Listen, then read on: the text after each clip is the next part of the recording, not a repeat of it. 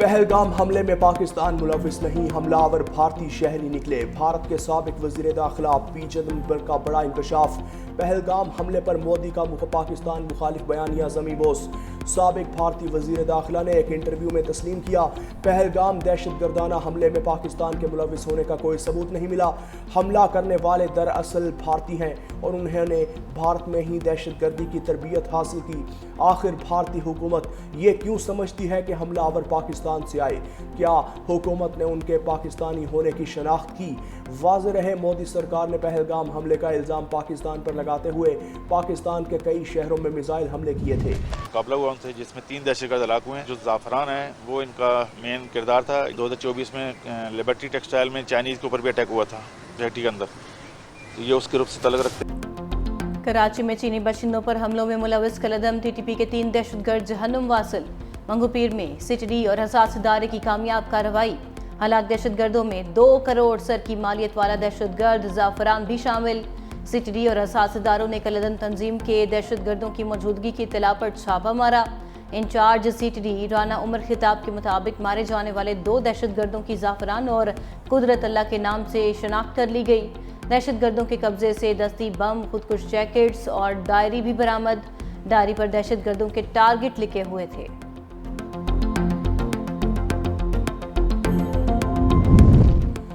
وادی تیرا کے علاقے باغ میں میدان میں خوارج کی فائرنگ سے معصوم شہریوں کی شہادت۔ وزیر اعظم کا پرامن شہریوں کی شہادت پر اظہار افسوس۔ خوارج کی فائرنگ کی شدید مذمت، کہا دہشت گردوں کے مکروہ عزائم ہمارے عزم کو متزلزل نہیں کر سکتے۔ دہشت گردوں اور دہشت گردی کو منطقی انجام تک پہنچا کر دم لیں گے۔ خیبر پختونخوا حکومت کا بھی تیرا واقعے پر گہرے رنج اور افسوس کا اظہار۔ وزیر اعلیٰ خیبر پختونخوا علی امین گنڈاپور نے قبائلی مشران اور عوامی نمائندوں پر مشتمل جرگہ پشاور طلب کر لیا۔ شہداء کے لواحقین کے لیے 1 کروڑ روپے سے اور زخمیوں کو 25 لاکھ روپے فی کس امداد کا اعلان۔ بنوں کے علاقے نورڑ میں فتنال خوارج کی ناکہ بندی کی کوشش ناکام، پولیس کی بروقت کارروائی پر دہشت گرد فرار۔ ڈی پی او کا کہنا ہے فتنال خوارج عوام سے زبردستی چندہ لینے کی کوشش کر رہے تھے۔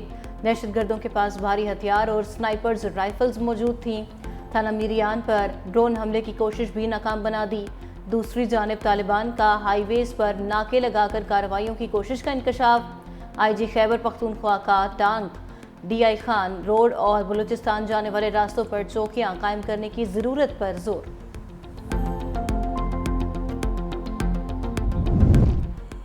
والد کی شہادت کے 20 برس بعد بہادر بیٹا بھی وطن پر قربان۔ وفاقی وزیر داخلہ محسن نقوی بلوچستان میں شہید ہونے والے میجر زیاد سلیم کے گھر پہنچ گئے۔ شہید کی والدہ، بھائیوں، بہنوں اور اہل خانہ سے اظہار تعزیت فاتحہ خوانی بھی کی۔ شہید کی والدہ کے حوصلے کو سراہتے ہوئے محسن نقوی نے کہا، آپ جیسی بہادر اور بلند حوصلہ مائیں قوم کا فخر ہے۔ میجر زیاد سلیم کے والدہ نے کہا کہ ہمیشہ وطن اور پاک افواج کے ساتھ کھڑی رہی ہوں اور ہمیشہ کھڑی رہوں گی۔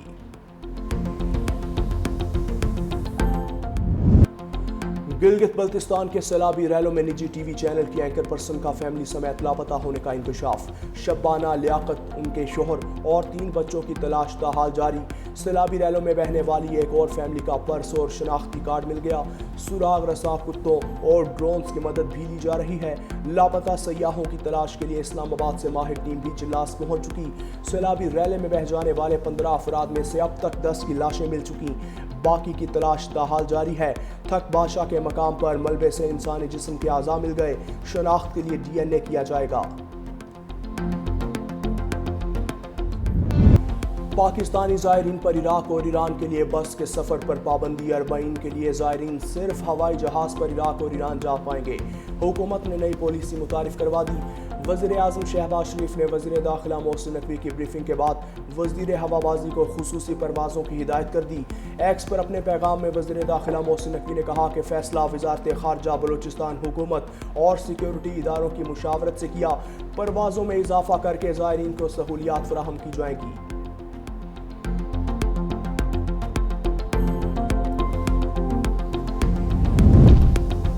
نائب وزیر اعظم اسحاق ڈار کا ترکیہ اور ایرانی وزرائے خارجہ سے ٹیلی فونک رابطہ۔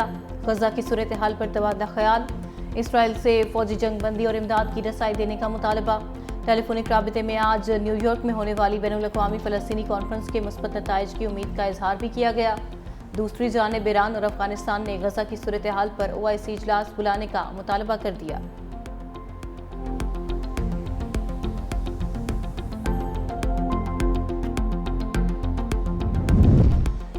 सऊदी अरब फ़लस्तीनी रियासत के क़याम के लिए सरगर्म। अक़वाम मुत्तहिदा में मसला फ़लस्तीन के 2 रियासती हल पर 2 रोज़ा कॉन्फ्रेंस आज न्यूयॉर्क में शुरू होगी। सऊदी अरब और फ्रांस कॉन्फ्रेंस की मेज़बानी करेंगे। सऊदी वज़ीर ख़ारजा फैसल बिन फरहान ने कहा, कॉन्फ्रेंस से आलमी करारदादों पर अमल दरामद की राह हमवार और ख़ित्ते में अमन व इस्तेहकाम आएगा। कॉन्फ्रेंस में पाकिस्तान की नुमाइंदगी नायब वज़ीर आज़म इसहाक डार करेंगे।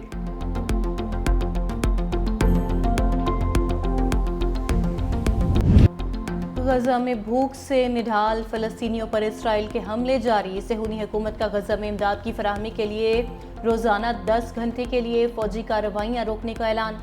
बरतानिया ने इसराइल ऐलान का नाकाफ़ी करार दे दिया। दूसरी जानिब मुत्तहिदा अरब इमारात की गजा में तैयारों के ज़रिए इमदाद की फराहमी। उर्दन और इमारात ने मुश्तरका फ़ज़ाई मिशन के तहत 25 टन खुराक और इमदादी सामान गिराया।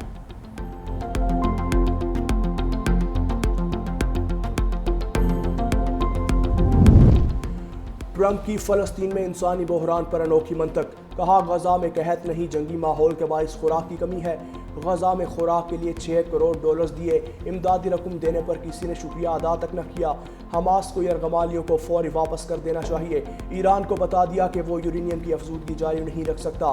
ट्रंप ने सदर यूरोपीय कमीशन से मुलाकात में 27वीं बार पाक भारत जंग रुकवाने का क्रेडिट ले लिया। कहा, पाकिस्तान और भारत बड़ी जंग के बहुत करीब थे। उन्होंने दोनों मुल्कों से तिजारत पर बात करके जंग रुकवाई।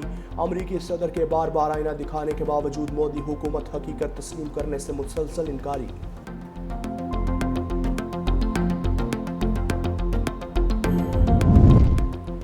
अमरीकी वज़ीर ख़ारजा गजा में जल्द जंगबंदी के लिए पुरुमीद। कहा, मशरिक़ वस्ता के एलची स्टीव विटकॉफ जंगबंदी मुआहदे के करीब हैं। किसी भी रोज़ जंगबंदी का मुआहदा हमारे सामने आ सकता है। कहा, हमास हथियार डाल दे और यरगमाली रिहा कर दे, जंग खत्म हो जाएगी। दूसरी जानिब फ्रांस ने दावा किया, अक़वाम मुत्तहिदा के अगले इजलास में अरब ममालिक पहली बार हमास की मजम्मत करेंगे। ये इक़दाम हमास को मुकम्मल तौर पर तनहा करने के लिए उठाया जा रहा है।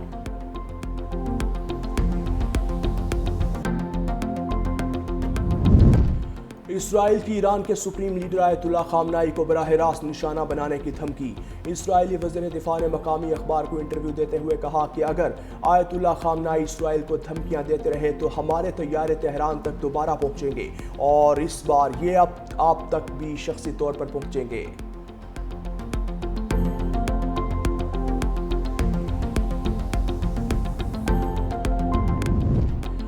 बिजली का गर्दिशी कर्जा उतारने के लिए अवाम को मजीद झटके लगाने का प्लान तैयार। फी यूनिट बिजली मजीद ₹3.23 महंगी होगी। हुकूमत IMF से किए वादे के मुताबिक कमर्शियल बैंक से 1275 अरब रुपए कर्जा लेगी, जिससे मजमूई कर्जा 561 अरब रह जाएगा। बाकी सर्कुलर डेट्स डिस्कोर्स में इस्लाहात के तहत निपटाया जाएगा। बिजली सार्फिन 1275 अरब रुपए का कर्जा डेट सर्विस सरचार्ज के जरिए अदा करेंगे।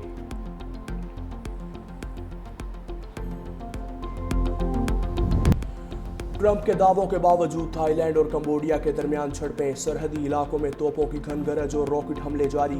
दोनों ममालिक एक दूसरे पर हमलों के इल्जामात। हलाकतों की तादाद 32 हो गई। 2 लाख से ज्यादा अफराद बेघर हो गए।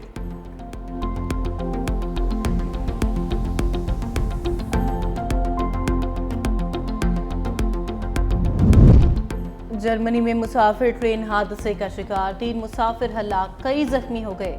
जर्मन मीडिया के मुताबिक हादसे में मुसाफिर ट्रेन की 2 बोगियां ट्रैक से उतर गईं। ट्रेन में 100 के करीब मुसाफिर सवार थे। हादसा फ्रांस की सरहद के करीब पेश आया। जर्मन चांसलर का हादसे पर दुख का इजहार, मुतासरा खानदान से दिली हमदर्दी का इजहार। शाहीनों का नया मिशन। पाकिस्तान और वेस्ट इंडीज में वनडे और T20 सीरीज। कौमी स्क्वाड लॉर्ड हिल पहुंच गया। पाकिस्तान और वेस्ट इंडीज के दरमियान पहला मैच 31 जुलाई को खेला जाएगा।